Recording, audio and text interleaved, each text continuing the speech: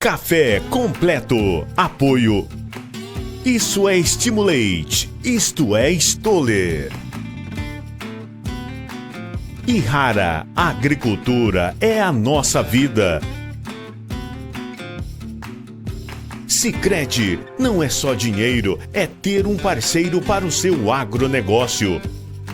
Versagro, nutrindo o agro para impactar vidas.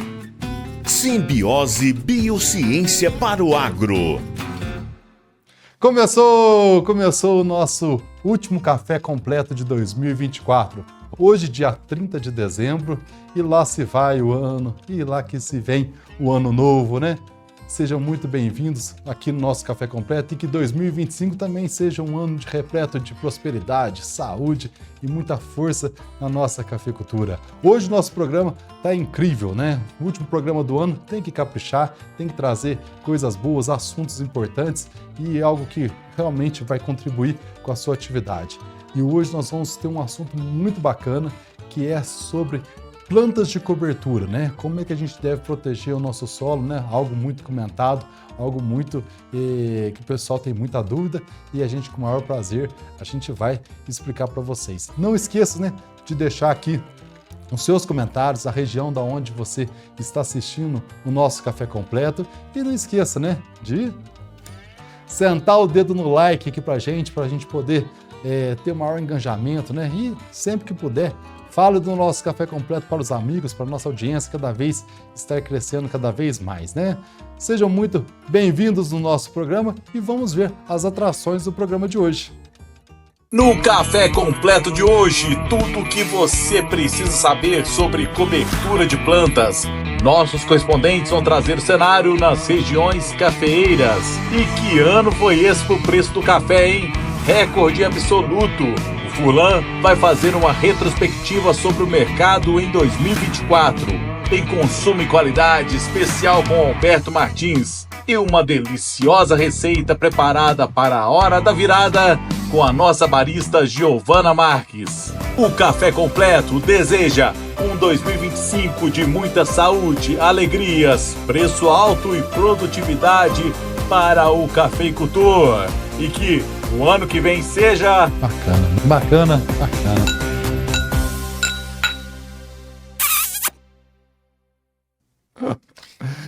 Nem no último dia de ano vocês dão sossego, hein? Tá louco? Ô, povo à toa, viu?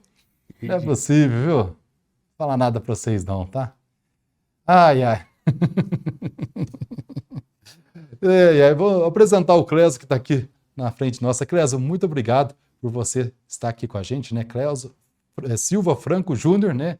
Da Emater, fica sediado em Alfena. Seja muito bem-vindo aqui no nosso programa, Clésio. Obrigado, eu que agradeço o convite aí. É um prazer estar aqui. Já nós vamos conversar um pouco sobre plantas de cobertura, lembrando, né, que é um especialista no assunto e, para poder falar sobre o assunto aqui nosso aqui. E para a gente, antes de começar o nosso programa, né, a gente vai fazer um intervalinho bem rápido, é só um minutinho, bem rapidinho, e já a gente volta com aquele bloco completo, cheio de atrações aí. Não sai daí, rapidinho. Testado e aprovado em várias pesquisas, o silicato de magnésio é um fertilizante que fornece nutrientes fundamentais para melhorar sua produtividade. Uma fonte de magnésio que se disponibiliza de forma contínua e gradual. E na AgroVGA você também encontra fertilizantes diversos, condicionadores de solo e corretivos. Venha conhecer os nossos produtos, preço, bom atendimento e facilidade na logística. Essa é a AgroVGA, ao seu lado na busca pela alta produtividade. Não é só uma safra, é esperar o tempo certo. Todo ano, Eliseu recebe a mensagem da Marina, gerente do Sicredi, com a boa notícia. Os recursos do Plano Safra já estão disponíveis. E ele tem créditos, seguros e um portfólio de soluções, além de todo o apoio para plantar o crescimento do seu agronegócio. Procure os gerentes do Sicredi. Aqui no Sicredi não é só Plano Safra, é ter com quem contar. A agricultura se constrói com credibilidade, confiança e presença. Isso é parceria, que aliada à fisiologia, biologia e nutrição, protege sua lavoura das adversidades. Isso é tranquilidade, que ajuda a alcançar os melhores resultados todo ano. Isso é superação, que gera lucro e transforma a sua paixão em um excelente negócio. Isso é rentabilidade. Isso é Stoller.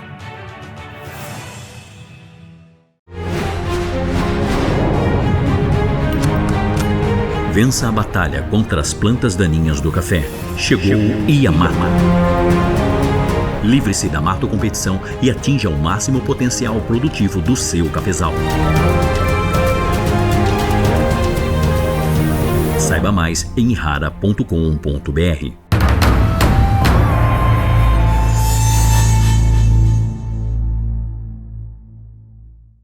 Aí, rapidinho, já estamos de volta, né? O nosso último programa de 2024, hoje dia 30 de dezembro, e nós vamos, ver nas regiões cafeeiras, conversar com os nossos queridos correspondentes, o que tem feito nas regiões. Será que o pessoal tem usado planta de cobertura? Como é que eles têm protegido aí o meio da rua do café, ou como o pessoal no Espírito Santo, nas matas de Minas fala, no beco do cafeeiro, da lavoura? E o que o pessoal tem feito aí, eles têm feito para preservar? Agora vamos ver os nossos correspondentes aí em várias regiões do Brasil. Pode soltar o vídeo para nós. Olá pessoal, tudo bem? O tema do programa de hoje é a questão das plantas de cobertura, É algo que vem sendo falado, e praticado muito em algumas regiões.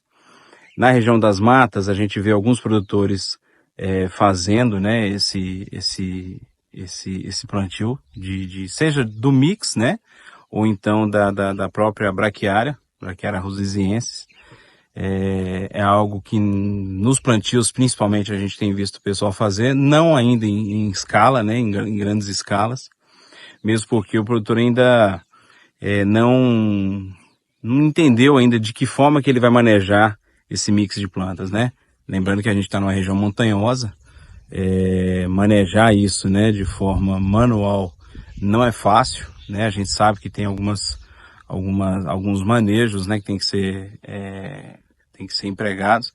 Então, a gente entende a importância da utilização desse mix ou da própria braquiária. A gente entende que já é consolidado, que é importante a gente ter.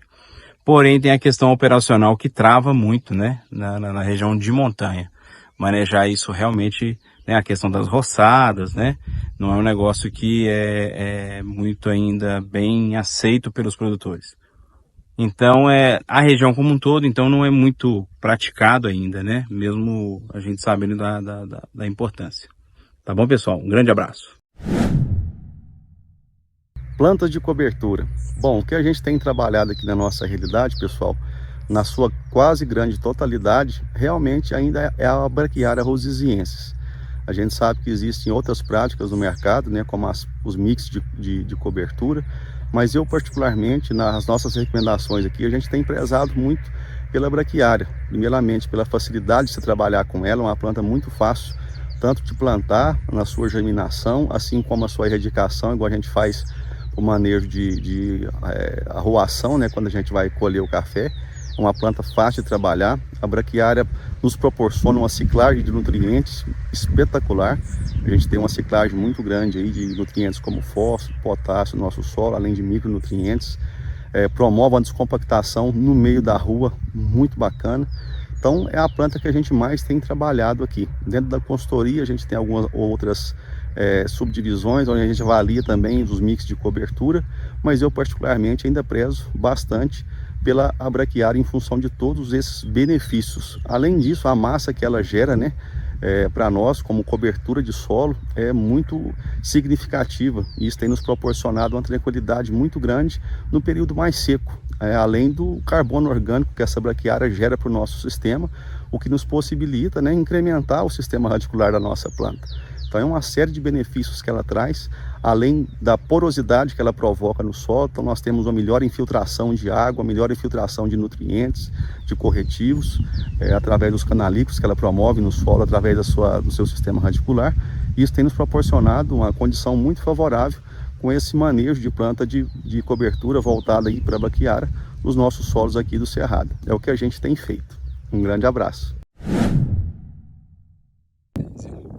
Olá, aqui é o Rafael Stefani do Perfil Café no Brasil, falo com vocês diretamente de Ribeirão Corrente, na Alta Mogiana. Bom, o tema da nossa semana é planta de cobertura. Eu estou aqui numa lavoura recém-plantada e também recém-inserida, uma planta de cobertura aqui, que no caso é a braquiária. Como vocês podem ver, aqui nesse caso, a gente usou 2 linhas de braquiária na entrelinhas. Aqui é uma lavoura que está vindo de renovação. E logo essa braquiária vai predominar, ela vai abafar os outros tipos de mato que a gente tem ali, e ela passa a ser dominante na área. A gente usa muito a braquiária nas entrelinhas, é algo bastante comum aqui na região da Alta Mogiana e também nas lavouras mais velhas. Virando para cá, a gente tem uma lavoura mais velha aqui também, que a gente inseriu a braquiária nela. Então a gente usa muito a braquiária como uma planta de cobertura. Aqui ela deu essa sapecada que a gente usou, um herbicida seletivo para matar o cipó, e acabou sapecando ela um pouco, dosagem alta inclusive, mas é algo bastante usado aqui na região.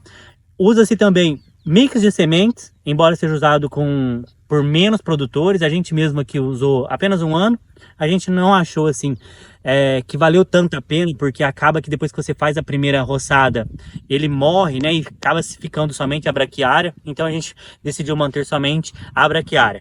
Mas vale muito a pena, ela serve como proteção do solo, ajuda no controle da erosão, serve também como material orgânico, né? A gente roça jogando para debaixo da planta, né, e isso vai se decompor, gerando material orgânico, aumentando a microbiota desse solo. Então é algo que a gente gosta bastante, a gente usa muito aqui nas nossas lavouras aqui na Alta Mogiana. Um forte abraço e até a próxima. Gustavo, o uso de plantas de cobertura na cafeicultura de canéfora não é algo comum, tá? Em todas as lavouras aqui da região do Centro-Norte, do Espírito Santo, sul da Bahia, é pouco comum nós encontrarmos lavouras com cultivos intercalares ou mesmo com a utilização de alguma gramínea, alguma leguminosa ou um mix, né, de gramíneas e leguminosas entre as linhas de plantio. Tá? É mais comum a utilização de plantio junto com mamão, café com mamão, né? Algumas vezes a gente vê, né, algumas lavouras com café com melancia, mas é muito comum a aplicação de lavouras de café solteiro, sem qualquer cobertura, né, vegetal, né, entre as linhas. Tá? O produtor de café conilon gosta da lavoura que a gente fala limpa, né? Então a utilização de plantas de cobertura não é uma prática comum. Existe uma tendência aqui no estado da aplicação de mulching, né, feita com uma lona branca, tá, que se faz no plantio e depois de 1 ano se retira ela, ou um pouco mais de 1 ano. Então o produtor aqui ele já se adaptou à utilização de herbicidas pré e pós-emergente no plantio, né, e pós-plantio também, fazendo a condução do primeiro ano todo, né, na cultura no limpo, que a gente fala. Alguns produtores que utilizam a agricultura regenerativa como prática, né, dessas lavouras, né, têm encontrado, né, alguns resultados na utilização de braquiária, tá? Mas não são todos. É muito difícil a gente fazer o manejo, não é algo comum, falta conhecimento e principalmente maquinário, né, e tempo. Tá? Muitos produtores acabam se perdendo, deixando ela lastrar e isso vai competir, né, com água, com nutrientes e até pode abafar a lavoura em alguns casos que a gente percebe lavouras muito grandes que o produtor não dá tempo, né, de fazer, né, a passada da roçadeira, né, para baixar essa cobertura, essa linha de cobertura, tá bom? Então, no estado do Espírito Santo, na cultura de café canéfora, não é algo comum. Um abraço. Obrigado, queridos correspondentes, ter trazido informações importantes para nós aqui todo ano, né? E se Deus quiser, 2025, vamos continuar com os correspondentes aí, trazendo informações importantes de várias regiões cafeeiras aí, para que nós cada vez mais não saiba só da nossa região, mas sim das outras regiões cafeeiras do Brasil. Ainda tem muitas outras regiões cafeeiras, né? Mas a gente acabou escolhendo aleatoriamente esses locais aí com uma representação boa da cafeicultura. E agora, né, vamos ver aqui no sul de Minas, e eu, em vez de eu falar de plantas de cobertura do sul de Minas, né, eu tô com o maior especialista no assunto aqui para nós aqui, o Cleso. Cleso, pessoal, tem plantado planta de cobertura nas lavouras de café? Qual frequência? Como é que, ou deveria plantar mais do que está plantando? Gustavo, por incrível que pareça, vem aumentando ano a ano a adoção dos produtores no uso de plantas de cobertura. Só que nós ainda vemos uma falta de conhecimento técnico por parte dos técnicos e por parte dos produtores para um melhor uso dessas plantas de cobertura. O que seria, primeiro, pessoal que está entendendo, que ainda não sabe, o que seria essas plantas de cobertura? Vamos fazer um histórico aqui que eu acho legal. Se a gente puxar hoje na internet, né, e trabalhos antigos, plantas de cobertura no passado chamava adubo verde. Adubo verde. Desde 1919 já tem trabalhos publicados falando de adubo verde.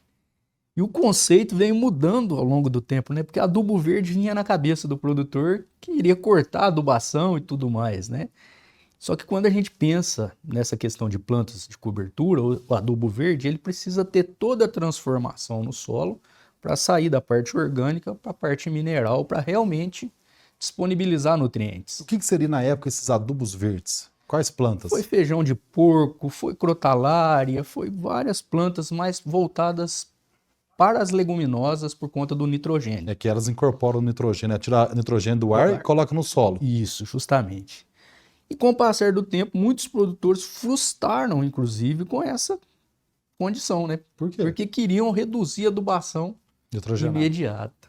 E não reduziram. E não reduziram. Elas chegaram a amarecer lavouras, chegaram a ter vários problemas. E com o passar dos anos, agora nas últimas décadas aí, teve uma mudança de conceito, hoje chama-se plantas de cobertura, pensando em cobrir o solo, melhorar a condição de adaptabilidade às mudanças climáticas. Então veio uma expansão muito grande hoje por essa tecnologia. E hoje nós estamos até colocando um conceito novo nessas plantas de cobertura, que são plantas de serviço. De serviço. Porque além delas fazerem essa questão de cobertura do solo, cada uma traz um benefício. Algumas conseguem buscar potássio em profundidade, outras atuam na descompactação do solo, outras reduzindo a multiplicação de nematóides. Então, cada uma traz um serviço para o sistema. Então, ou seja, não só mais aquele conceito de cobrir o solo pela radiação solar para não aquecer a terra, né? Não só para proteger da gota da chuva que acaba causando erosão, mas também para trazer serviços de descompactação, trazer potássio. Eu achei interessante isso, viu? Isso aí complementa bastante. E vem trazendo esse conceito novo, né? Quais que são as melhorias, quais que são os serviços que cada uma dessas espécies podem contribuir no sistema de produção. Então eu poderia plantar apenas uma espécie. Vamos supor que eu tenha problema de compactação de solo, né? Qual que seria, né, uma espécie que eu plantaria ela para poder descompactar? Ou era melhor ainda eu misturar ainda essas espécies mesmo tendo um único problema? Ou querer resolver um único problema? A grande pergunta dos produtores é qual a melhor planta? Né? Qual a melhor planta? Boa pergunta. E aí a questão é ao contrário. Qual é o principal problema que você está na sua lavoura? Qual que é a ação que você quer para o seu sistema de produção? Você quer melhorar a questão de estruturação do solo, de matéria orgânica? Você tem nematóides, quer reduzir a multiplicação? Então, cada uma dessas plantas vai trazer esse benefício. Então a gente precisa fazer um diagnóstico para poder indicar uma melhor planta. E às vezes até várias plantas junto, que a gente chama hoje de mix. Antes de eu perguntar para você cada função de cada uma, que eu estou hiper curioso, tá? Quantas espécies que a gente costuma plantar nesse mix aí, ou nessas plantas de cobertura? Mix a gente já considera de 2 a 5, 6 plantas. Qual que é o máximo que você já viu? Já vi 8. 8. Tá. Mas é bom a gente refletir um pouco sobre isso. Toda vez que a gente começa a colocar mais plantas junto, às vezes nós não conseguimos todos os benefícios de cada uma, né? Uma acaba concorrendo muito com a outra. Então a gente tem que pensar até quando vale a pena colocar um mix ou até quando vale a pena colocar a solteira. Às vezes trabalhar um ano uma condição, ano seguinte outra, talvez também é uma estratégia. Certo. Tem como uma atrapalhar a outra? Você fala assim, não pode botar as duas porque realmente... O que a gente determina para montar os mix? É porcentagem de cada uma delas. Não é a mesma quantidade. Porque, por exemplo, gramíneas têm crescimento mais rápido, né? Então compete realmente com as leguminosas, com as poligonáceas, né? Evitando o crescimento delas imediato. Sombreamento, né? O abafamento, vamos dizer assim. Certo. Vamos lá. O meu problema, por exemplo, é compactação do solo. Tem uma ou tem várias que eu posso trabalhar? Tem várias. Eu sou muito fã do feijão guandu. Feijão guandu. Sistema radicular extremamente agressivo, pivotante. Ele consegue ter boa ação em solos compactados. Outra planta que também atua bem em solos compactados, nabo forrageiro. Certo. Mas é bom a gente frisar que se ela o solo... planta daninha. Além dela virar planta daninha, se a gente não manejar na época correta, é a questão de que se o solo também tiver muito compactado, essa planta também, mesmo que tenha todos esses benefícios, ela também vai ter dificuldade em germinar, estabelecer. Então a gente às vezes precisa dar aquela descompactada com o subsolador para poder deixar que ela faça o efeito nas camadas mais profundas do solo. Então vamos supor, se eu plantei feijão guandu e não nasceu, significa talvez por compactar. Não nasceu por compactação, né? Sim. Então você realmente tem que passar um subsolador para depois para poder plantar e conseguir desenvolver. Nós temos justamente essa experiência. A gente já vivenciou essa experiência da planta não conseguir se estabelecer porque tinha um problema estabelecido. Em comparação, feijão guandu e a brequiária, que é uma que o pessoal usa muito, né, por facilidade de plantio, para poder descompactar solo. O que seria um número, ou se não tem número? Como é que você compararia as duas? A questão do feijão guandu, ela é muito interessante porque o sistema radicular é profundo e agressivo, mais forte do que a braquiária, vamos dizer assim. A braquiária, por conta do crescimento, sistema radicular fasciculado, então ele precisa de vários anos para realmente fazer esse trabalho na descompactação do solo.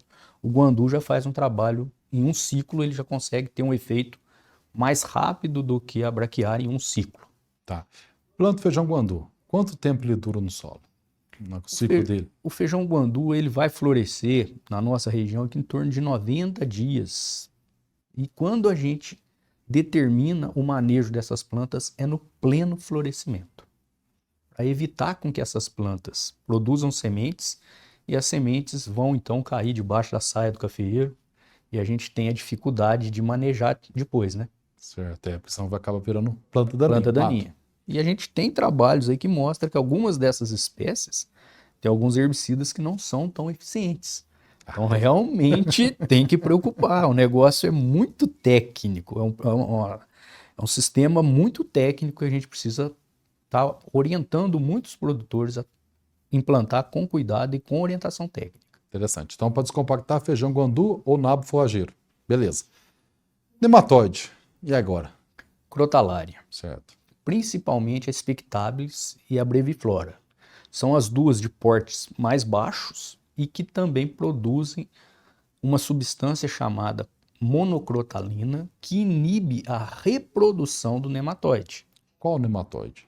Os que atuam no café, os meloidógenes, certo, de forma geral. Certo. Depois a gente tem outras espécies que vão atuar em pratilencos, mas no caso do café, que é o Que é o Mieloidógeno, exíquo, são essas duas mieloidógeno, espécies. exíquo, né? Incógnita paranaense. Paranaense, isso. Certo. No grupo já Já abraçou sintetizei praticamente tudo, né?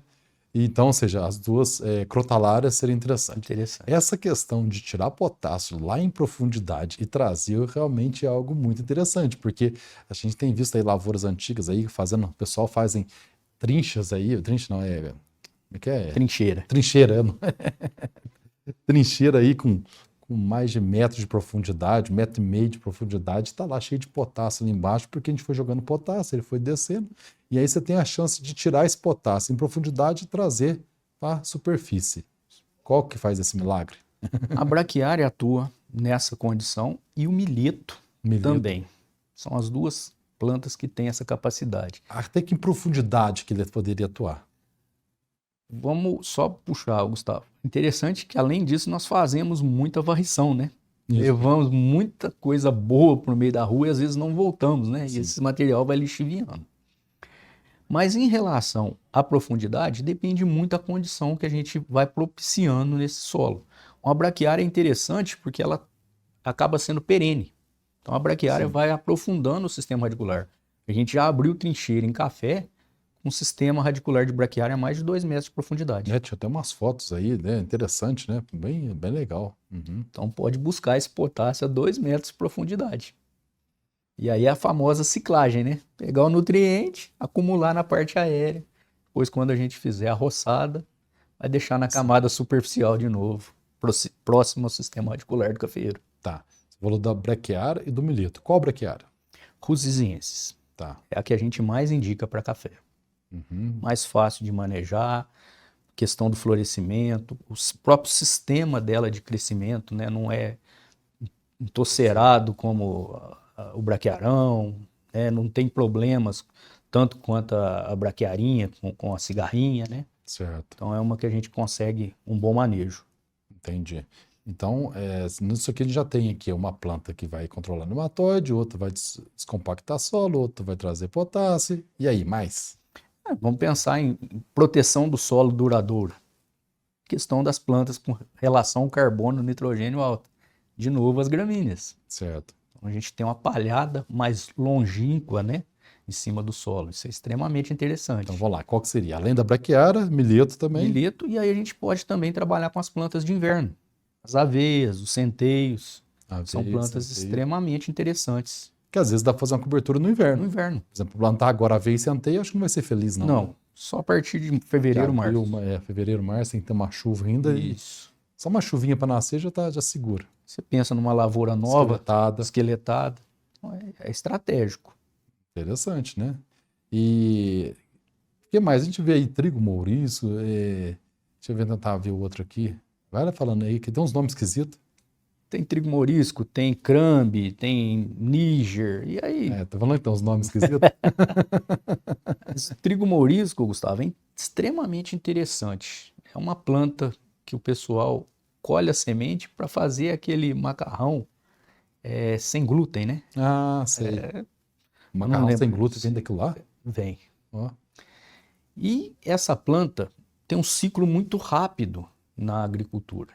45 dias está florescendo. E o sistema radicular dele acaba atraindo muitos micro-organismos solubilizadores de fósforo e de potássio, além de micorrizas. Então é extremamente interessante. Então acaba trazendo à tona aquele fósforo que não está funcionando no solo, começar a ativar esse fósforo no solo. Além de toda a microbiota, né, do solo. Extremamente interessante. Depois a gente pensa aí no crambe, que é uma... Crambe é da mesma família do nabo forrageiro, de ciclo também muito curto, e planta que produz massa, consegue buscar um pouco de enxofre, de potássio na profundidade, é uma planta também interessante. E o níger é da mesma família do girassol, cresce bastante, porte rápido, crescimento rápido, produz uma grande quantidade de massa, e massa de decomposição rápida. Inclusive eu já vi até girassol nesses mix aí. Girassol. Não sei se é para ficar bonito ou se é para... se tem utilidade mesmo. Não tem. Os dois. Tem utilidade, porque nós estamos pensando no mix, a questão da própria biodiversidade do sistema também, né? Quando a gente pensa em plantas de cobertura, a gente tem visto muita atração de inimigos naturais. O trigo mourisco, por exemplo, atrai muito crisopídeo. Que é o inimigo do bicho mineiro. Do bicho mineiro. Questão de abelhas, né? Questão de produção de mel. Então, tudo isso é extremamente interessante dessas plantas no sistema. Interessante. Agora vamos supor, o produtor resolve assim, eu quero colocar um mix de cobertura dentro da minha lavoura, né? O que ele tem que ficar atento? Aonde que ele cai do cavalo? Aonde que ele tem sucesso? Os pontos chaves aí. Hoje tá uma moda na agricultura, inclusive falar de regenerativo, né? Agricultura regenerativa. Bom, eles falam que são 3 coisas: plantas de cobertura, pó de rocha e biológico. Tem mais coisas envolvidas nisso, mas pensando só nas plantas de cobertura, vamos analisar qual é a melhor planta. Então a gente precisa fazer um bom diagnóstico para indicar a melhor espécie ou o melhor mix. Depois a questão de adquirir sementes com procedência, porque senão leva sementes de plantas daninhas junto, posso levar sementes com nematóides, com um monte de problema. Como é que eu faço para saber se a semente é boa ou não? Acho que o ideal hoje é comprar de empresas idôneas. Certo. Né? Eu acho que esse é o grande caminho, porque à medida que essas empresas idôneas elas têm que fazer todo o protocolo do Ministério da Agricultura em qualidade, vigor, né? Então acho que essas são as melhores recomendações. E depois nós temos um problema na plantabilidade, Gustavo. A plantabilidade é um ponto-chave. Que seria plantar e sair bem. Isso. Geralmente, pensando aí, é 12, 15, 20 quilos de semente por hectare. Pouca coisa. É pouco mesmo. Sementes miúdas. Então, o que a gente tem já orientado os produtores? Pegar essa semente e adicionar de 3 a 5 vezes essa quantidade de semente em adubos ou em calcário, para aumentar o volume e facilitar a distribuição. 1 quilo de semente eu colocaria 5 de calcário. De 3 a 5 de calcário. Misturar tudo, entendi. Misturar. Facilita muito o plantio. Nós temos que dar uma preparadinha no solo, que a semente miúda, se não tiver um contato com o solo, ela vai acabar não germinando, passarinho comendo, às vezes uma chuva antes. O que aí seria levando esse preparo? Uma grade muito leve. Vamos supor, eu tenho um mato lá agora. Hoje, naturalmente, aqui já final de dezembro, né? Já tem um mato ali. E aí, eu tenho que dessecar esse mato? Dessecar esse mato, isso é importante. Tá, mata esse mato? Mata esse mato. Uma gradezinha leve. Passa uma gradezinha leve para fazer uma terra. Fazer a terrinha que a turma chama. Fazer a terrinha. Isso. Jogar a semente e cobrir essa semente. Como é que eu jogo essa semente? Pode tem gente jogando a lanço, a mão. Tem gente adaptando plantadeiras aí. Fica bom na mão? Fica bom na mão. E é importante atentar com esse plantio, porque nós não podemos levar essa semente próximo à saia do cafeeiro. Ah, para não competir. Para não competir. Porque então, senão nós vamos levar um benefício e vamos acabar trazendo um problema. 50 centímetros da projeção da saia do cafeeiro, a gente tem trabalhos há mais de 8 anos aí mostrando que se chegar a mais do que 50 centímetros, vai competir com o café. Então, ou seja, tem a saia na copa, né? Na goteira da barbatana, né? Que a firma fala, né? Na goteira da barbatana, mede 50 centímetros. Então vai só mais ou menos 1 ou 2 linhas no centro da rua. Dependendo do espaçamento. Sim. 2, 3 ruas no meio da rua de café. E quando a lavoura já é mais fechada, lavoura muito grande, não bate luz direito lá dentro, sai esse mix? Não tem muito sucesso. Não tem, né? Não tem. Você seria uma lavoura esqueletada ou lavoura nova? Extremamente interessante para esse momento. Né? Se a gente pensar quando a gente faz uma poda do café, a luminosidade entra, planta daninha estoura, né? Estoura aí a força. Então é uma condição da gente fazer a proteção do solo e inibir um pouco a ocorrência de plantas daninhas. Dessas plantas de cobertura, qual que ainda sai melhor ou menos pior nessa condição de lavouras mais fechadas?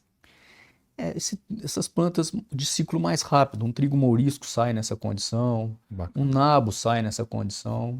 Quando a gente pensa em gramíneas, a gente já esbarra em problemas. Até a própria braquiária, o pessoal planta braquiária e apanha pra caramba, passa vergonha.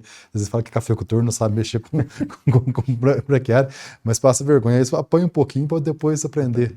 Como é que faz? Mas a luminosidade é o ponto-chave para as gramíneas de forma geral. E a braquiária gosta de luz, né? A luz, até que ela respeita debaixo da saia do café. Não vai, né? Só quando tem a falha que aí ela vai encher ali. Mas assim, a gente tá falando, vai fazer uma terrinha de plantio, né? Planta com a plantadeira, planta a lanço, né? Na mão, né? E aí passa alguma Passa um galhozinho, só para dar uma cobertura mesmo nessa semente, né? aguardar germinar. Com 7 dias elas já estão germinando. E aí aguardar o florescimento. Cada uma dessas espécies vai florescer num determinado ponto. No pleno florescimento, manejo com roçada, com trincha, com rolo-faca, a decisão do produtor. Herbicida podemos utilizar também, mas aí a maioria desses produtores hoje estão pensando em produção de massa. Produção de massa, né? Então é extremamente interessante pensar na roçada ou no rolo-faca. E a gente tem visto o próprio manejo trazendo benefícios no passar do tempo. A trincha é extremamente interessante quando a gente pensa no período pré-colheita, porque corta esse material em pedaços menores, a decomposição é mais rápida. Quando a gente pensa já numa rolo-faca ou numa roçadeira, as partículas são maiores, então a palhada fica mais duradoura no solo. Entendi. Que a gente quer isso também, né? Mas assim, você fala de hora que der o florescimento, você pega um trigo mourisco que é muito rápido. 45 e aí, dias. A outra está nascendo ainda direito? Essa é a questão do mix. Por isso que a gente tem que tomar cuidado com o mix, levar esse conceito técnico para o produtor. E aí a gente precisa definir o pleno florescimento daquele mix. Então não é para deixar formar a semente. É porque do florescimento dessa outra semente você tem um tempo ainda, né? Dá para arriscar mais pertinho ou não? No caso dos mix, qual que é o que floresce primeiro? É o trigo mourisco, 45 dias. E o trigo mourisco é tranquilo da gente manejar, mesmo que ele semente. Só falta semente, sim. Esse é bem mais tranquilo. E aí a gente começa a avaliar o que tem na sequência. Uma crotalária, é um nabo, é um milheto. Opa, então tem que manejar antes dessas plantas. Qual que é o pior para soltar semente? Olha, os milhetos produzem bastante, as crotalárias produzem bastante. Agora, essas plantas que produzem vagem, geralmente essa vagem pode estourar e ser mais fácil dessa semente cair distante, né? Entendi. Então a gente tem que pensar plantas mais altas. Mas você tem uns terrenos, sabe, Clécio, que só tem pé de galinha, capim amargoso, cipó, buva, só mato ruim. Será que não era interessante soltar um pouco dessas sementes aí para poder competir um pouco com essa anarquia? Será que não é bom trocar um pouco do problema? O Gustavo, é uma parte interessante demais. Hoje, se a gente vê essa questão de plantas que estão predominando na nossa lavoura de café, elas estão mostrando que o nosso sistema está com algum problema.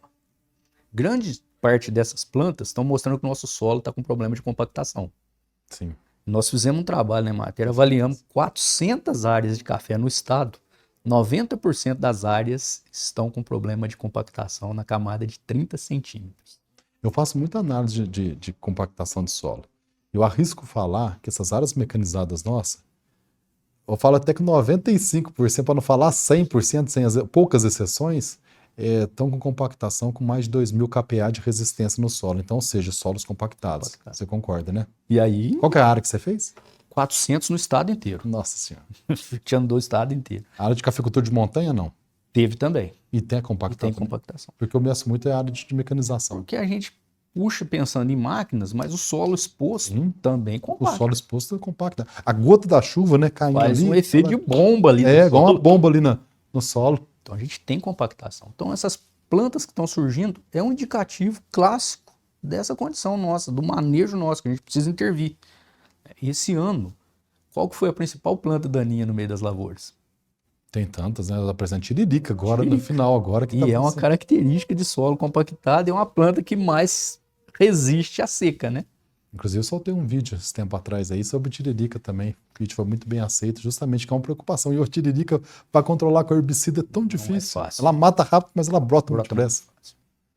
E aí, a gente fazer esse manejo, uma roçada, um herbicida, e plantar essas plantas de cobertura em cima dessa rebrota, né, das plantas daninhas, é extremamente interessante, porque essas plantas daninhas vão germinar em épocas diferentes, porque elas também têm sementes em profundidades diferentes. Quando a gente faz um plantio de uma só espécie, ou mesmo de um mix, numa profundidade só, tende essas plantas saírem mais rápidas e abafar as daninhas.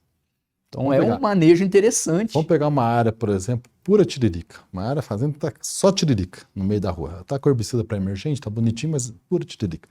Qual que seria um mix que você colocaria? Vou pegar uma consultoria sua. Eu entraria com uma granulha. Tem um cliente, viu, Vinícius? Você fica esperto aí que é processo daqui, vamos lá. eu entraria com uma gramínea. Certo. Ou uma braquiária ou um milheto. Para poder competir com essa Poder tiririca. competir com a agressividade de crescimento das duas são parecidas. E eu conseguiria deixar um tempo mais longo, né? Porque a braquiária você poderia...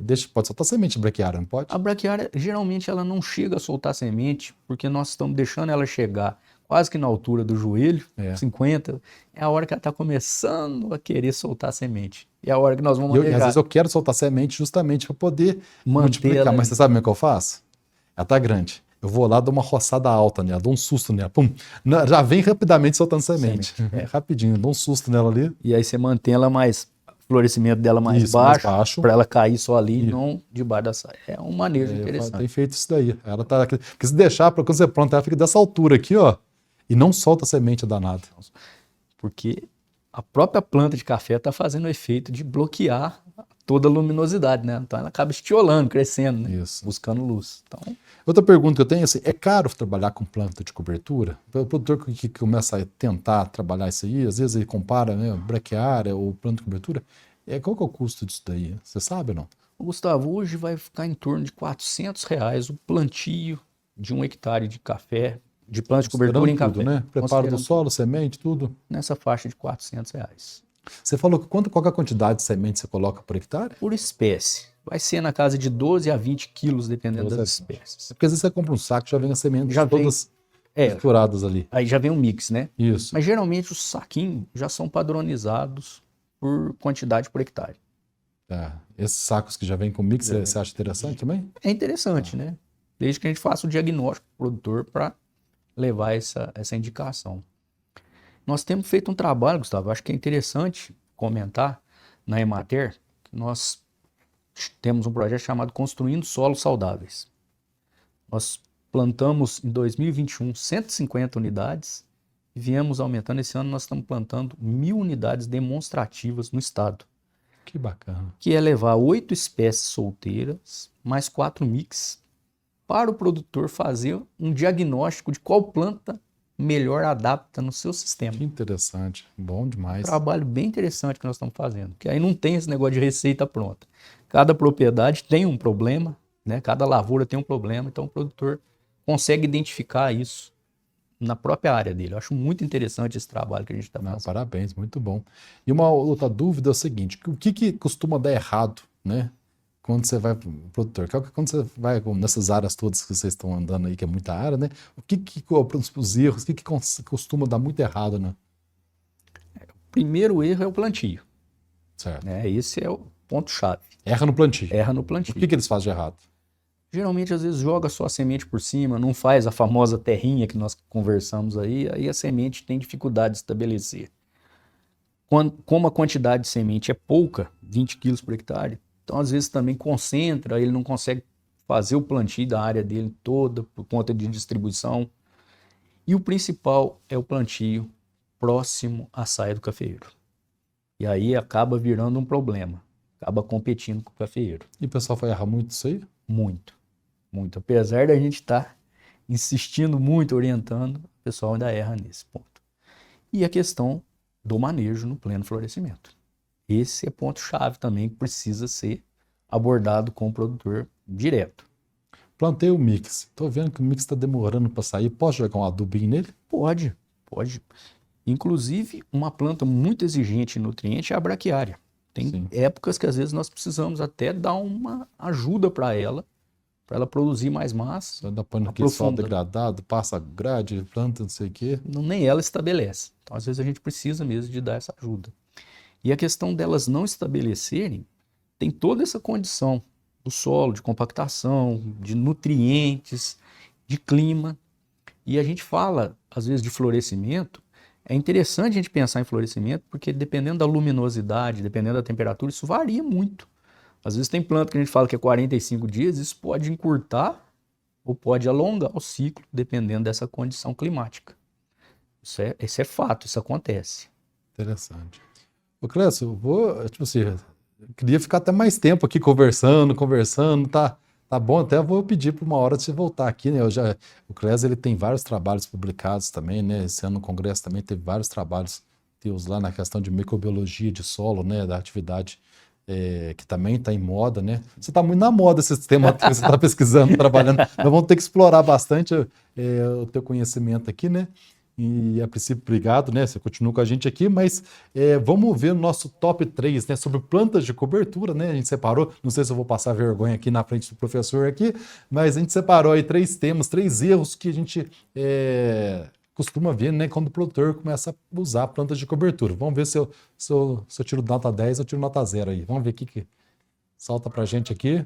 Top 3, terceiro erro aí, não preservar a matéria orgânica. Então, ou seja, né?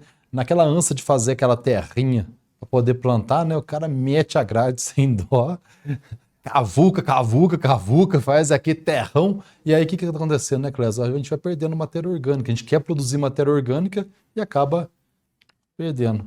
Além de desestruturar o solo, né? Além de desestruturar o solo. Então é só uma terrinha. Só levemente a grade. Levemente a grade. Top 2, segundo erro. Roçar para não produzir sementes aí, ó, né? Então, ou seja, né, a planta de cobertura é uma amiga.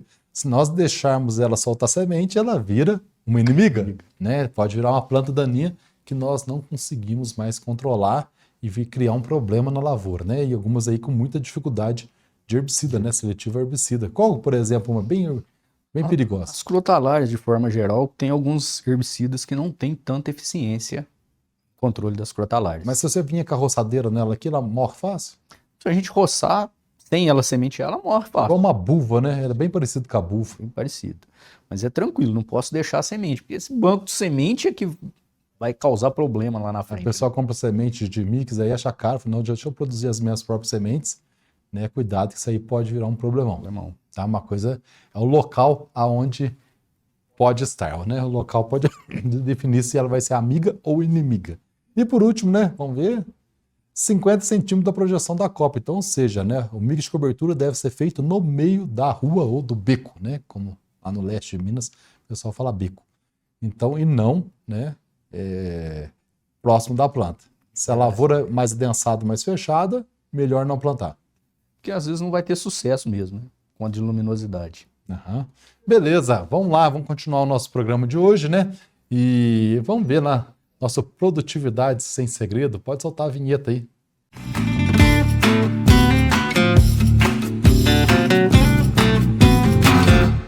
Pessoal, vocês estão bom? Hoje falaremos sobre poda de café nas montanhas, buscando ter uma estrutura de plantas e também alternativas mais rápidas para a produção, pensando no mercado de café, como ele está muito agressivo. Hoje a gente está com o Edson para falar um pouquinho de alternativas que possamos ter uma poda mais estruturada e também trazer um retorno mais rápido com o produtor. Ô Edson, o que você tem visto hoje na realidade ou alternativas que os nossos produtores podem ter uma renovação da sua área mais rápido e não podemos ter perca de tempo para não perder esse preço de café? Jeremias, é muito bom estar com você. Olá, amigo produtor. Jeremias, assim, respondendo a pergunta, o que a gente vê hoje é a importância, né? A gente está realizando, por exemplo, um manejo da poda programada. O intuito da poda programada é, ao mesmo tempo, a gente conseguir renovar as nossas lavouras, né, conduzindo uma nova brotação, e ao mesmo tempo não perdendo produtividade das áreas da copa, né, da nossa lavoura. Isso aí, perante o mercado de café num bom preço, a gente ganha tempo, né, que é importante para a nossa cafeicultura ser rentável, né?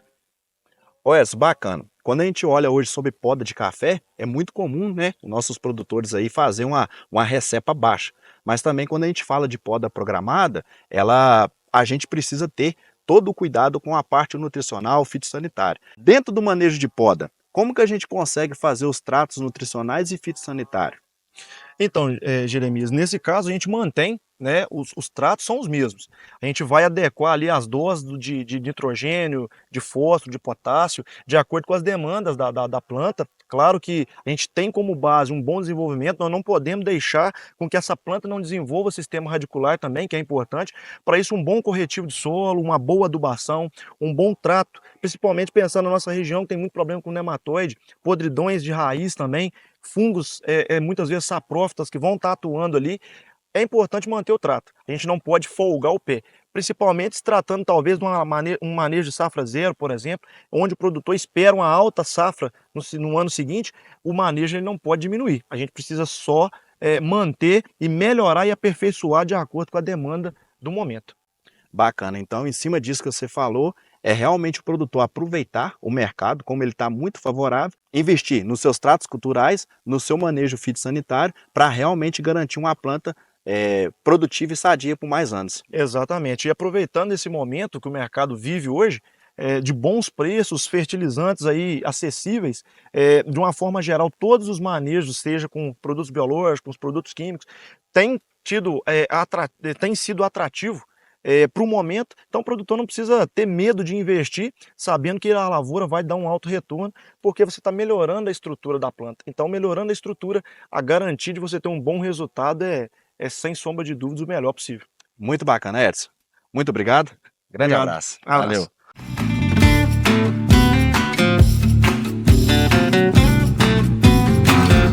Obrigado, Jeremias, aí, obrigado por informações tão importantes. E agora nós vamos falar do mercado. Solta a vinheta pra gente.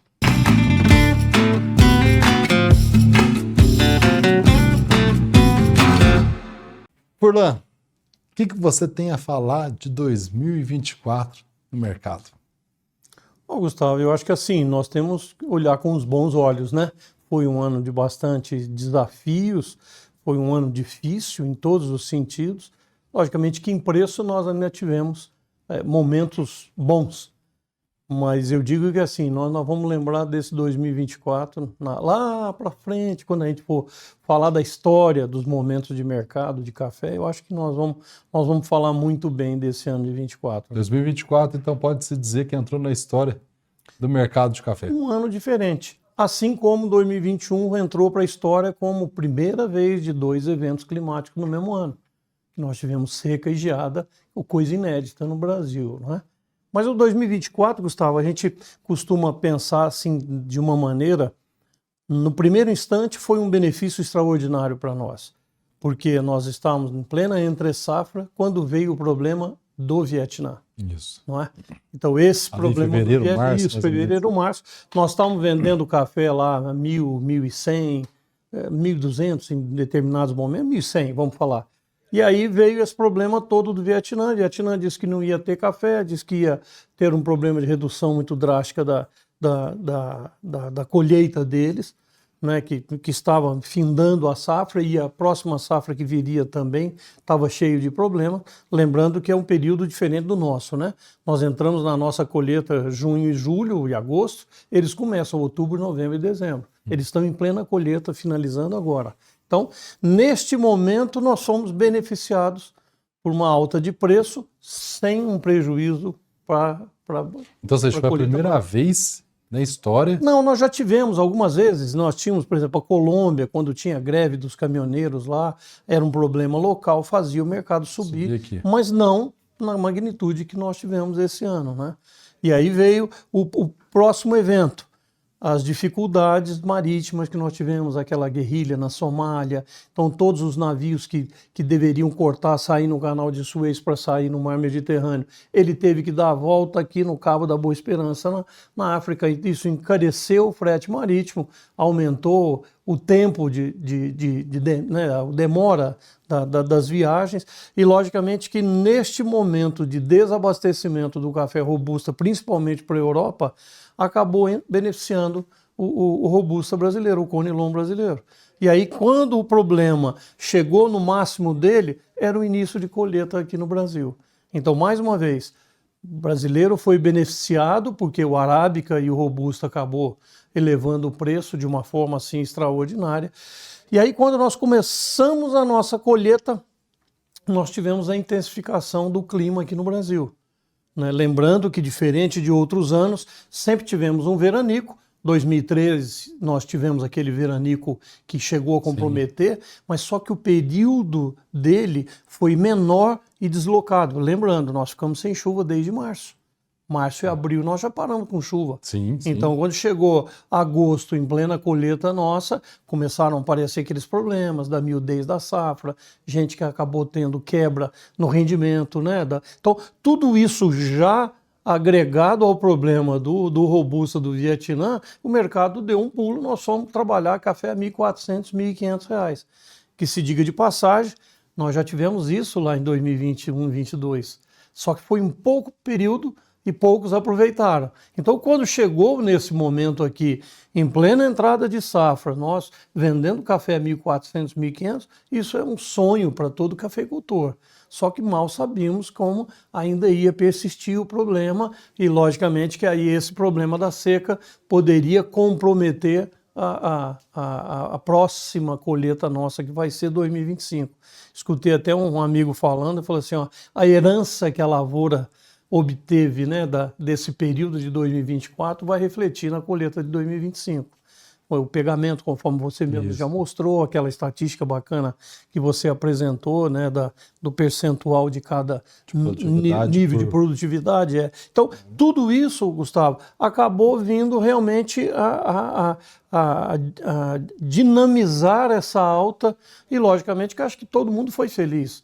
Muita gente vendeu café a 1.400, 1.500, 1.600. Nós não sabíamos que íamos chegar nesse nível agora, com toda essa dinâmica de problema que nós estamos vendo. E é interessante que o Robusta ele acabou encontrando um caminho já de um certo ajuste, né, e um certo equilíbrio de preço, e o Arábica agora disparando. Só que, Gustavo, infelizmente, nós temos muitos oportunistas no mercado. E eu diria que, assim, neste exato momento, quem está tirando proveito de toda essa situação são os fundos de investimento, os fundos especulativos, vamos chamar assim, né? Certo. Não estou denegrindo a imagem deles, eu estou classificando eles porque eles não são do segmento café. Quem que hoje participa dos negócios de bolsa? São produtores, são cooperativas, são exportadores e são indústrias. Todos eles, cada um na sua posição, lembrando, para alguém vender tem que ter alguém que compre. Na hora que os dois encontrarem o denominador comum, a gente abre um contrato entre as duas partes. E é até conflitante, porque na nossa cabeça, quando você fala abrir um contrato, dá a sensação de desfazer, né? Isso. Você abriu um contrato, rasgou. Então, mas não, na bolsa a gente entende que quando nós temos um comprador e um vendedor, ele acaba fazendo esse elo, então abre um contrato ali. Por isso até que no terminal da Bolsa a gente tem lá número de contratos abertos. Logicamente, Gustavo, que se a gente somar uma coisa que muita gente faz, mas não tem fundamento, é calcular o volume de contratos abertos vezes 283 sacas, que é um contrato de Nova York, nossa, dá 20 milhões de sacas. Mas na realidade aquilo é só uma operação que vai ter um ajuste positivo, né, da cobertura de cada um faz. Então, isso cria esse dinamismo na Bolsa. Só que hoje nós estamos sentindo o quê? Nós temos problema no Vietnã, que é o segundo maior país produtor. Junto tem o problema no Brasil, que é o maior país produtor de café. Então, o mercado está desestabilizado. E os fundos hoje estão entrando pesado em cada momento. Vê a dinâmica que nós tivemos nesse mês de dezembro, né, final de novembro, começo de dezembro aí. É até raro dizer, nós mostramos isso em programas anteriores, né? Aqueles movimentos máximos que de dia, 3.800 pontos lá em 77, e nós tivemos naquela sexta-feira, na segunda-feira, né, em novembro, comecinho de dezembro, nós tivemos aquele dia com 2.400 pontos. Então, olha como o mercado está nervoso. Então, acho que assim, para quem ainda tem café, vai ser um prazer vender café acima de 2.000.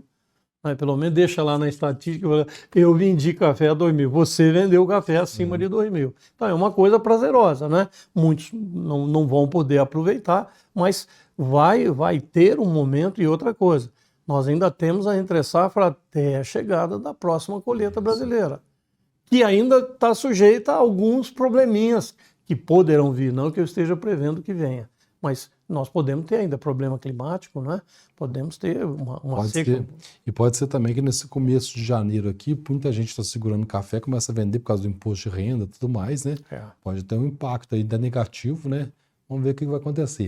Não, e Gustavo, eu gosto de dizer assim, o produtor também é um caçador de oportunidades, que eu acho que é isso até que gera esse nosso negócio emocionante. E logicamente que se ficar claro que vai cair desses 2.000, 2.000 e poucos reais, ele vai querer se antecipar para vender. Só que é essa certeza que hoje ninguém tem. Dado a todas as circunstâncias que nós estamos tendo ao redor do mundo, né? A gente vê toda essa dinâmica de incertezas, logicamente que leva a gente a ter um problema maior que possa vir a acontecer. Um outro detalhe interessante para a gente relatar em 2024 ficou naquela indecisão da União Europeia da exigência ou não daquele regulamento, onde irá punir muitos produtores brasileiros, né? Porque, infelizmente, por mais que você esteja dentro da legislação brasileira, a dinâmica que a União Europeia está aplicando vai penalizar uma série de produtores. E eu gostaria de deixar aqui bem avisado. Muitos produtores que hoje legalmente estão explorando uma área que não era plantada de café, ele está sujeito a ser desenquadrado do regulamento da União Europeia. Porque qual que é o mecanismo que eles usam para fazer verificação? É a imagem de satélite.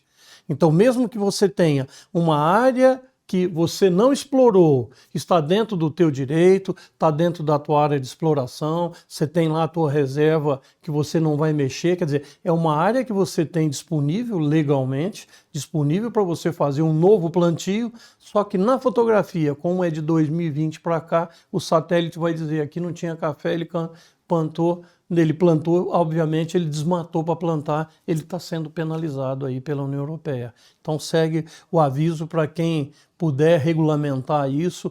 Nós ainda estamos pressionando principalmente o Secafé, que é o Conselho dos Exportadores, que ele é que está gerenciando essa aplicação por aqui. Nós já falamos, inclusive, 2 semanas atrás, junto com o Centro do Comércio de Café, que também é uma entidade representativa dos exportadores, buscando afinar esse detalhe, exatamente porque a gente não quer ser punido por nada, né?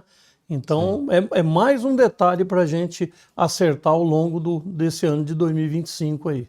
Então, bacana. Eu acho que foi um ano que nós vamos lembrar com boas memórias. Se a gente voltasse no tempo e eu falasse para você assim, dia 1º de janeiro de 2024, que esse ano o café ultrapassaria, né?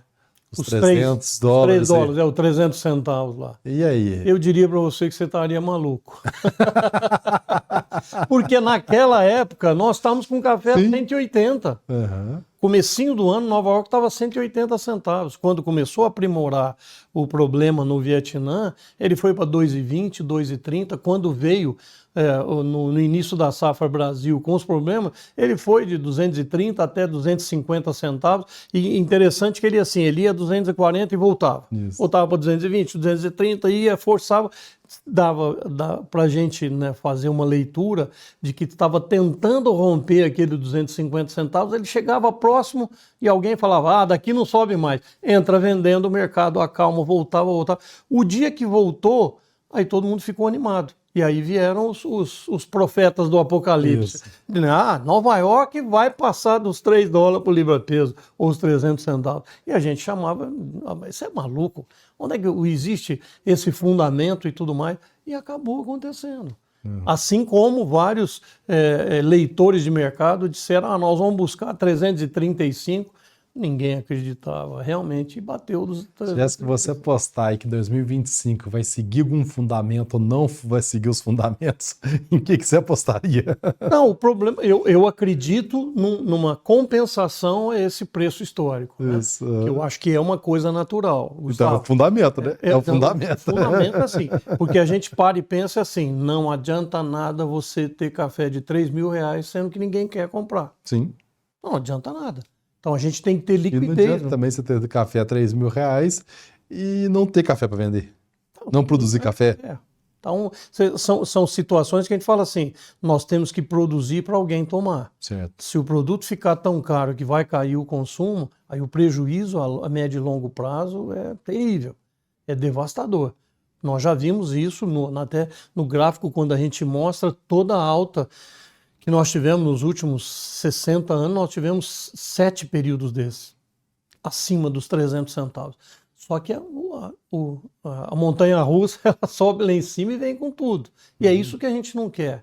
Era preferível a gente estabilizar em 220, 230 centavos, sei lá, é melhor do que ficar 300 e depois cair a 150 de novo. Então, acho que assim, vai ser um ano de desafios também, porque a gente está sentindo que o impacto hoje mais, né, se a gente analisar, Vietnã aí há 20 anos era o 13º país produtor e hoje ele é o segundo. Então houve uma evolução, né? Para quem saiu de 1,5 milhão, chegou a 33 milhões colhendo.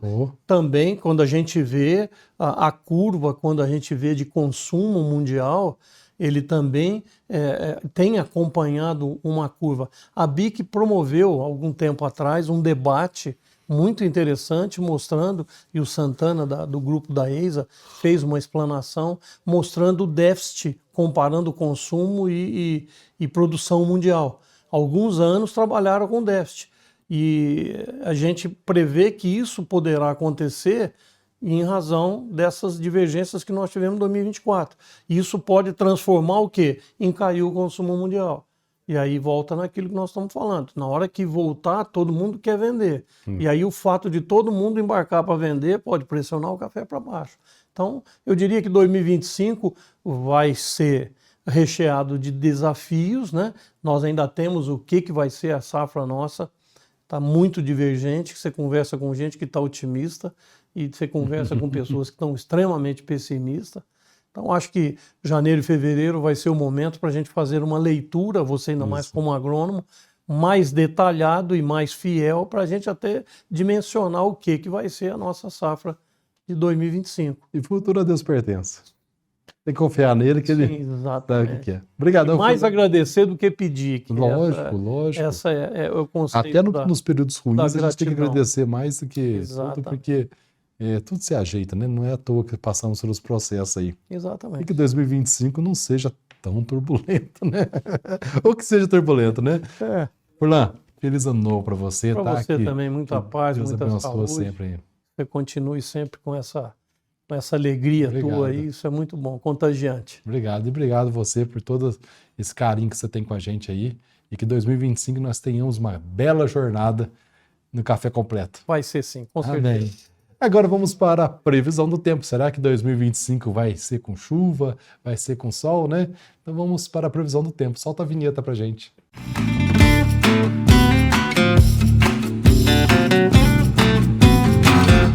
Previsão do tempo, vamos iniciar pelo sul de Minas.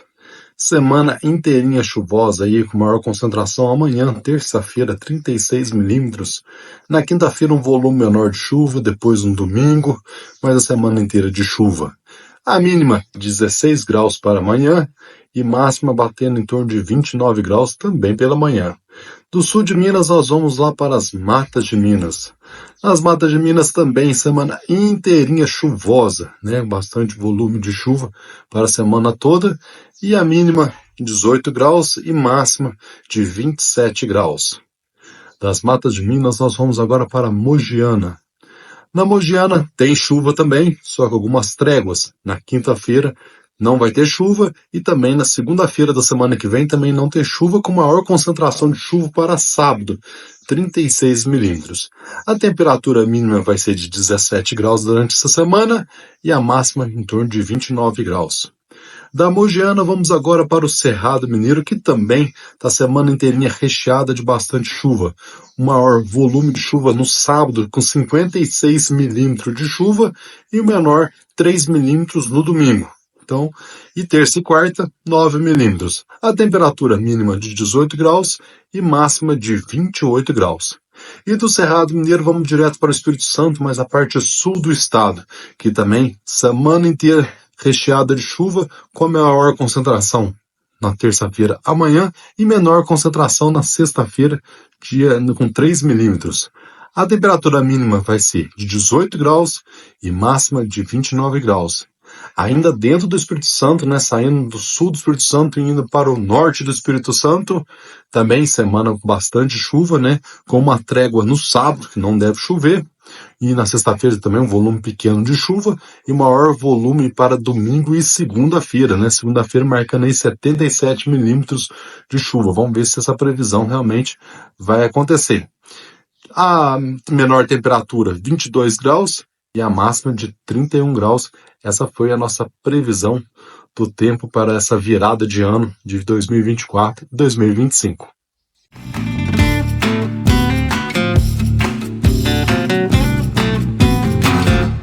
E E agora, né, vamos escutar nosso grande amigo Alberto Martins sobre a qualidade do café, que também tem colaborado muito conosco no nosso Café Completo durante todo o ano 2024. E agora vamos escutá-lo, né? O que ele vai falar para a gente nesse último programa do ano. Com você, Alberto.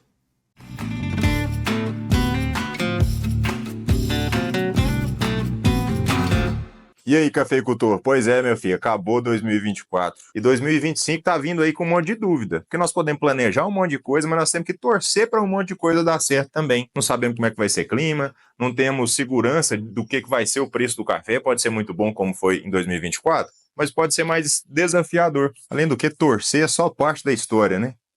Grande parte do que vai acontecer depende de nós mesmos, depende de quem está fazendo ali. Em alguns pontos, nós não podemos controlar o preço de venda. Nós podemos fazer algumas coisas, algumas ferramentas, né, que eu cito aqui sempre. Separar os cafés, escolher comprador de café bom, comprador de café mais comum. Nós podemos vender direto para a torrefação, nós podemos torrar os próprios cafés, podemos fazer um monte de coisa. Mas vamos pensar que não, nós estamos pensando no café cru lá. Eu não tenho muita ação no preço de venda, tem mais no momento de vender, mas no custo. Sou eu que estou comprando o adubo.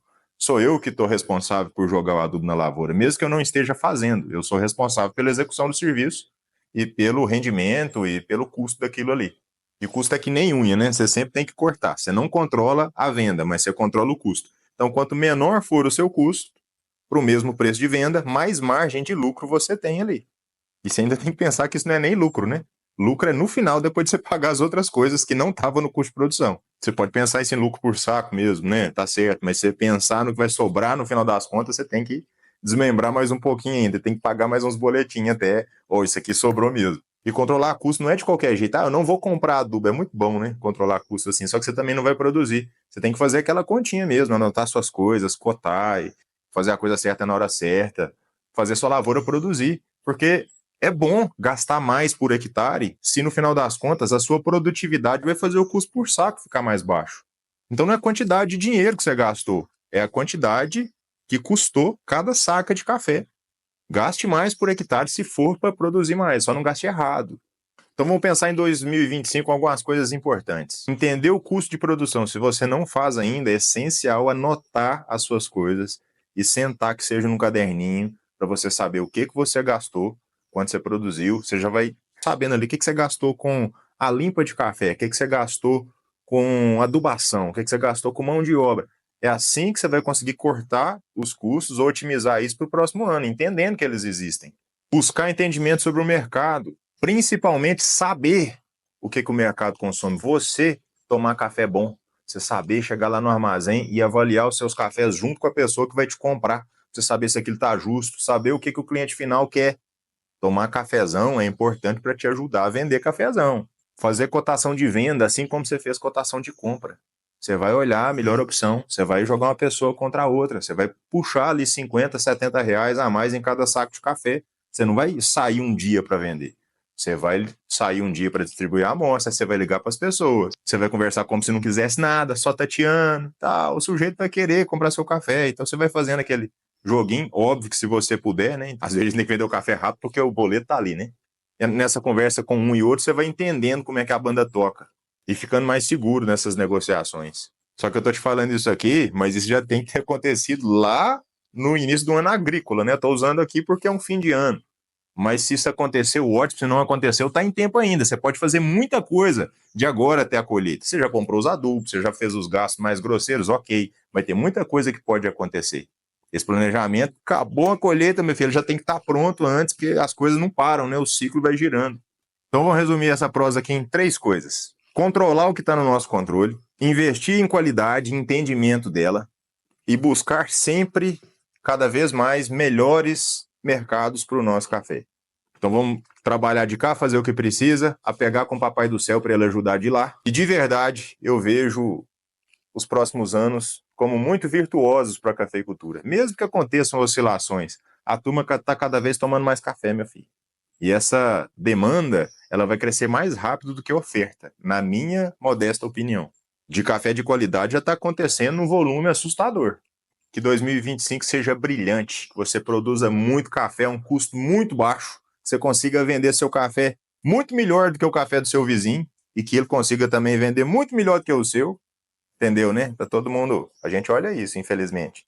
Não deveria, mas é o que acontece, que todo mundo venda café bem. Te desejo sempre bons cafés, bons negócios e um excelente 2025.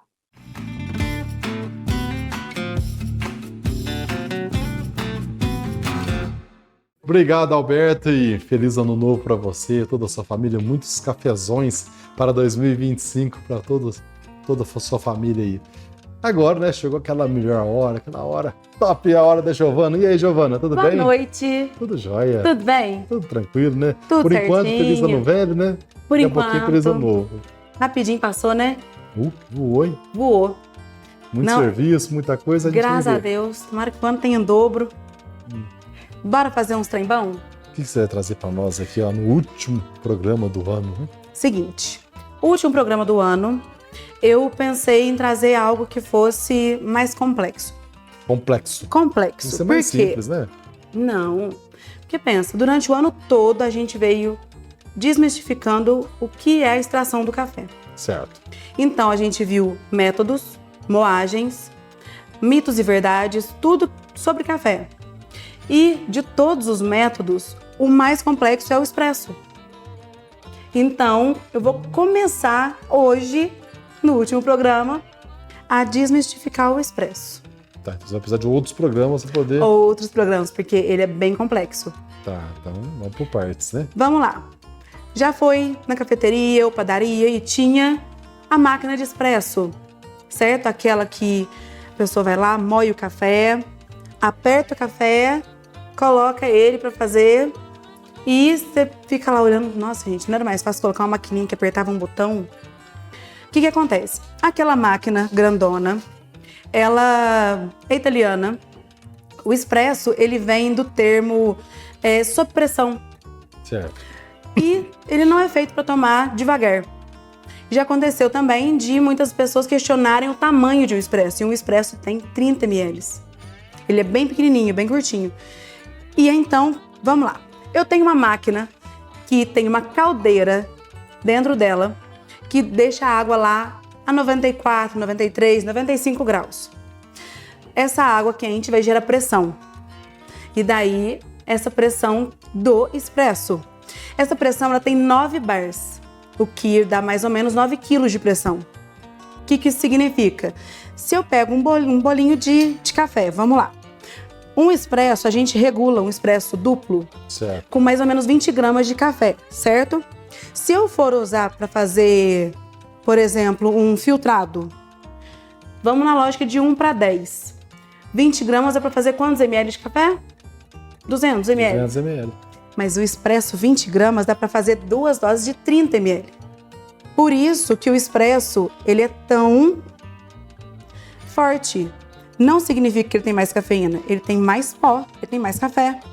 Entendi. Inclusive, o que você acha que tem mais cafeína? Um coado ou um expresso? Deve ser o expresso.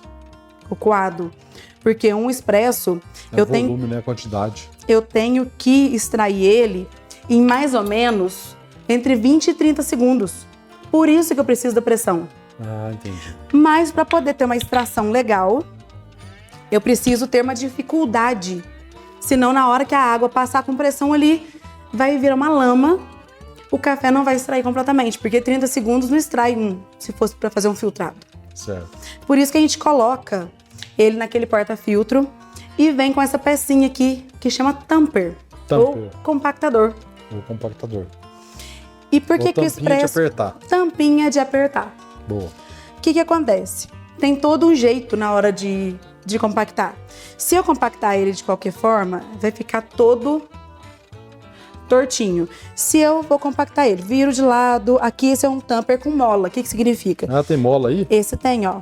Ah, para pressionar. Ah, Certo? que bacana. O que acontece? Se a gente olhar, ó, ele tá retinho. Tá. Quando eu pego e viro assim, não, vou fazer um Pesado, hein? pesado, esse Tá ainda é louco. levinho, porque o que não tem mola, ele é bem mais pesado. E a gente faz uma força que parece uma alavanca com o braço. Esse negócio de café não é pra gente fraca, não, né?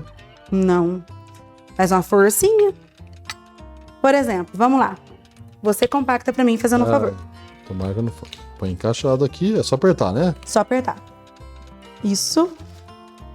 Deu mais que 9 bar. Então, ó. Ficou tortinho, ficou retinho? Parece que ficou um pouquinho torto, não ficou? Bem pouca coisa. Qual que é essa questão de ficar torto ou ficar retinho? A água, se eu coloco aqui e fica torto, a água vai escolher sempre o caminho mais fácil. Ah, tá. Então, ela vai extrair mais de um lado do que do outro. E nisso, meu café vai ficar completamente desregulado. Já foi em algum lugar e tomou um expresso que tinha gosto de Novalgina? Já. É o expresso que não está regulado. É o referencial de um expresso que não está regulado, é gosto de pirona, Buscopan. Gosto de queimado no fim da boca. Um gosto desagradável. Então, não é o café, é o método. Então, aquele lá, aqui tem pouquinho, mas dá pra ver, ó. Se eu tivesse uma compactação aqui, assim, aquilo lá não é o defeito, não está no café, somente. Está na forma de fazer. Entendi. Aqui, ó, que tá todo tortinho, a água passaria muito mais nesse lado de cá. E aí, esse lado aqui seria muito mais extraído do que qualquer outro. Certo. Então, na hora que a máquina vem com 9 bar de pressão de água em cima desse bolinho, extrai o café. Certo? Certo. Sobre a matéria-prima, o café. Se eu tenho um café que tá ali velho, safra velha, torra velha, eu não vou ter uma crema. Vai atrapalhar na minha crema. Crema, aquela espuminha em cima. Aquela espuminha. Porque a crema, ela é a mesma coisa, da mesma extração. E parece que é adicionada, né? Que é outra textura. A gente precisa mexer o expresso para tomar, porque no fundo eu tenho uma extração que vai ficar mais densa. Ela vai meio que diluindo um pouco. E depois eu tenho ali a crema. Então eu misturo tudo para tomar. Homogêneo. Exatamente. Então o expresso, a primeira parte que a gente viu aqui é que ele é um café sob pressão. A máquina que vai ter pressão para extrair e a gente precisa gerar uma certa dificuldade para justificar essa pressão. Para poder passar. Para poder passar. Entendi. Bacana, certo? Hein? E aí, hoje temos uma curiosidade, mas... Tem álcool. Claro, é Réveillon. Tempo atrás você fez um negócio de cachaça de café aqui. Me atrapalhou a cabeça, viu? Atrapalhou? Ficou, Nem vi, senti nada. Eu tava fraquinho, fui tomando com água de coco. Sente nada? Nossa. Nada. Vou botar café nesse negócio chique aqui? Claro. Café? Café, espumante, suco. Que eu sou dessas. Vamos fazer um trem gostoso pro ano novo. Certo? Vamos lá. Aqui barulho tá o quê? Pô, você que abriu aqui? Aham. Tinha um barulho. Eu ia abrir na hora. Eu ia abrir na hora, mas eu pensei assim, gente, se eu abrir na hora e esse negócio voar na câmera e derrubar, nossa senhora. Você tá misturando. Tudo certo aqui. O que é isso aqui? É vinho? O que é isso aqui? Isso é um espumante. Fermentação única, moscatel. Então, eu escolhi o moscatel. Por quê? Na hora de escolher o espumante, muita gente vira assim, não gosto de espumante, mas escolhe o brute. O brute é que dá aquela sensação de secura na boca, que repuxa. Então, o moscatel, ele é doce, suave, aromático, bem gostoso. Pode ser Cida Cerezer? Você acredita que dá certo? Acredito. Porque ela tem doçura. Ela é uma bebida. Você ressaca também. Ó, o que eu vou fazer é uma mimosa. A mimosa basicamente é suco de laranja e espumante. Mais nada. Café? Aí eu pensei, e se nós colocar café? E se nós colocarmos café? Vai ficar muito bom. Acredito que sim. Então, isso é suco de laranja. Suco de laranja. Ó. Giovanna e suas peripécias. E o tanque é bom? Ó. Esse é o drink para o final do ano. Drink para pro o fim seu do ano. Réveillon. É sempre bom um drinkzinho, porque a pessoa consegue passar mais a noite sem queimar a largada, né? Devagarzinho, né? Devagarzinho. Aqui eu vou colocar o espumante.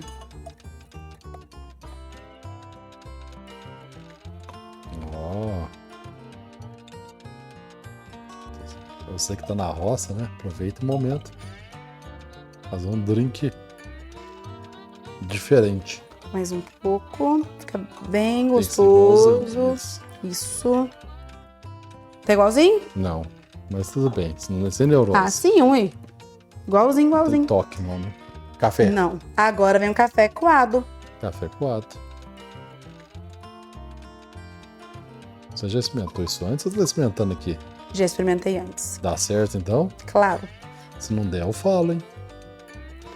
Bora testar, porque aí, E essa pra laranja? ficar bem aromático, Olha a faquinha de descascar a laranja dela. toda firulenta. Onde você arrumou essa faquinha? Isso aqui é descascador de legumes mesmo. Onde você comprou isso? Ah, ela é da Tramontina. Compra na internet, mas tem as falsas também. Na internet. Toda moderninha. Na casquinha fica o óleo da laranja, certo? Os cítricos, eles têm os olhinhos. Então, se a gente faz isso aqui, ó. Passo aqui na beiradinha. Esse aqui, por ser uma taça flute, que é uma taça que tem a boca bem pequenininha, a gente não coloca o que a gente chama de guarnição. Mas a gente pode aromatizar a boquinha da taça. O povo da roça viu tomando isso aqui, eu vou arrumar pra cabeça, viu? Vamos ver se ficou bom? Nossa senhora, se eu segurar assim, você deu meio de cair. Pesadado, hein? Pesadinho. Tintim. Tintinho. Aí, ó. Feliz ano novo. Feliz ano novo aí, ó. O povo da roça aí, ó. Aí, ó. Tá ficando sofisticado, senhor.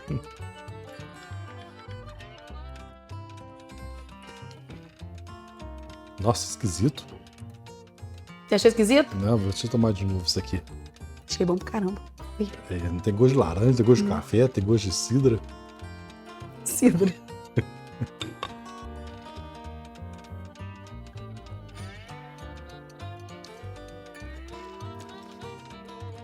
É esquisito esse trem aqui. Eu, particularmente, achei nada esquisito. O meu tá só baixando, não sei o que aconteceu. Eu não tô conseguindo entender o conceito disso aqui ainda. Uma bebida doce, alcoólica, com textura. Você não sente o álcool. Ela é refrescante. É isso aí. Você não sente o álcool, não. Não sente o álcool. Aqui. Refrescante. A textura dela borbulhando sem dúvida, bem levemente. E o café da energia. O café deu uma engrossada no negócio. Você tá esperando aquele negócio suco de laranja, de repente você tá aquela encorpada na boca aqui. É bem diferente. E o que é o interessante do café com a bebida alcoólica? Quando a gente mistura a bebida alcoólica com um energético, por exemplo, a gente tem taurina. Taurina com álcool não é uma reação boa no nosso organismo. Mas o café com álcool não tem nada de problema. Ele não vai aumentar, não vai dar taquicardia e tudo mais, sabe? Foi interessante. Eu estranhei a primeira bebida, mas eu já tô começando a gostar. Olha, dá pra passar a noite com esse aqui. Ficou melhor do que quando você toma aquela cidra que eles passam lá, que eles estouram champanhe lá, fica botando aquele negócio lá, tem que ficar tomando aquele negócio lá. Eu não gosto não, mas esse aqui ficou melhor do que aquilo lá. Então, sabe quando acontece aquilo lá na festa, assim, que estoura o champanhe, joga ali na taça e tal, e todo mundo pega uma taça? Isso. E todo mundo fica segurando a taça e Fingindo nada que tá bebendo, que não gosta. Eu passo recolhendo a taça e bebendo da galera, porque eu adoro espumante. Não é mesmo? Adoro. Depois da ressaca, hein? Espumante tá não. Feliz por isso que ele é gostoso, levinho. Gostei, assim, eu demorei, eu estranhei um pouco, mas já foi quase a bebida inteira aqui e eu gostei, tá? Obrigadão, viu, Giovana? Tá muito gostoso, sim. Eu fiquei estranhando, mas agora já tô gostando, tá? Bom, muito bom. Feliz ano novo pra você. Feliz ano novo, tudo de bom, muito café. Que 2025 nós fazemos muitas peripécias aqui nesse balcão aqui. Muita coisa gostosa. Pra não traumatizar a gente, né? Coisa não tão gostosa assim.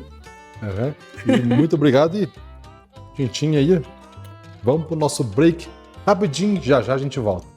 Testado e aprovado em várias pesquisas, o silicato de magnésio é um fertilizante que fornece nutrientes fundamentais para melhorar sua produtividade. Uma fonte de magnésio que se disponibiliza de forma contínua e gradual. E na AgroVGA você também encontra fertilizantes diversos, condicionadores de solo e corretivos. Venha conhecer os nossos produtos, preço, bom atendimento e facilidade na logística. Essa é a AgroVGA, ao seu lado na busca pela alta produtividade.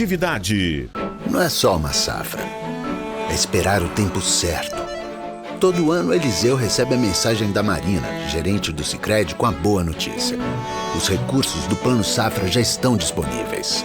E ele tem créditos, seguros e um portfólio de soluções, além de todo o apoio para plantar o crescimento do seu agronegócio.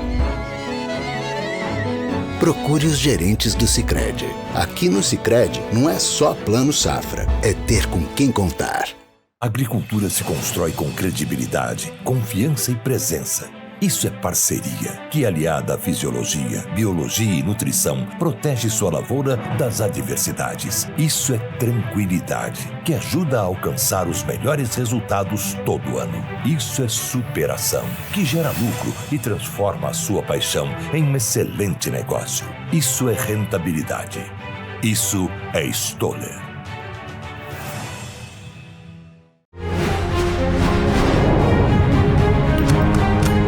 Vença a batalha contra as plantas daninhas do café. Chegou Iamar. Livre-se da martocompetição e atinja o máximo potencial produtivo do seu cafezal. Saiba mais em rara.com.br.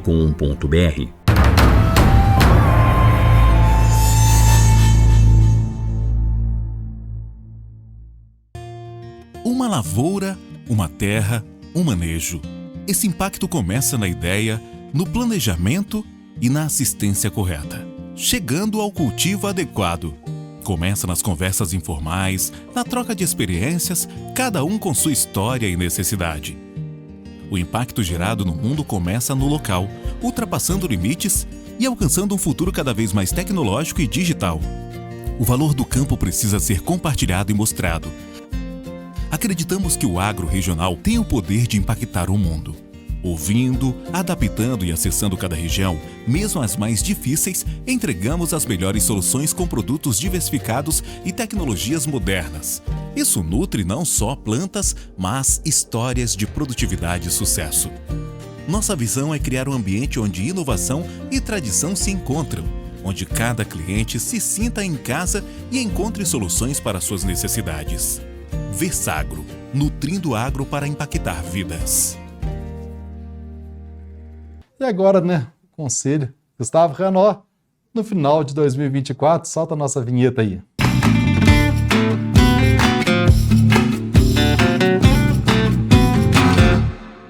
Bom, pessoal, né, 2024 encerrou, né, com a graça de Deus, e agora nós estamos caminhando para um ano novo. É só uma mudança de data, é um dia depois do outro, mas é um momento muito especial onde a gente para, reflete e vê o tanto que a gente pode melhorar. Parece que existe uma mágica nessa mudança de ano, onde que a gente tem uma energia maior, dá aquela energizada no nosso corpo, na nossa mente, para nós começarmos mais uma jornada. A gente sabe que a grande alegria não está na etapa final, não está na hora que consegue conquistar apenas, e sim a maior alegria está no processo. E nós, como cafeicultores, como sabemos do processo?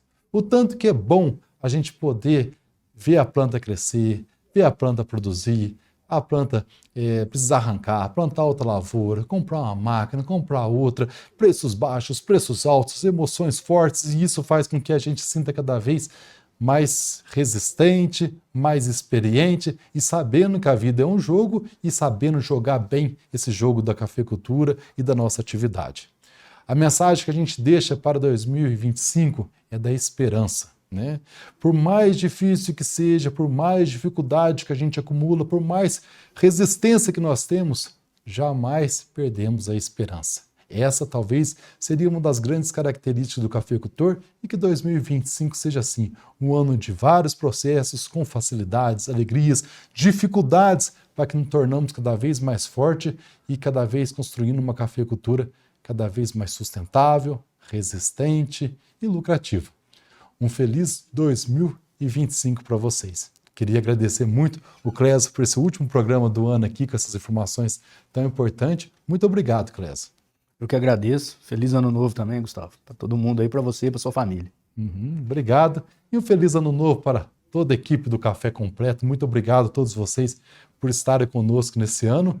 E para você que nos acompanha todos os programas aqui no Café Completo, com seu like, com suas mensagens, muito obrigado para você. Um 2025 de muita esperança, de muita fé e de muitas alegrias. Até o ano que vem. Obrigado!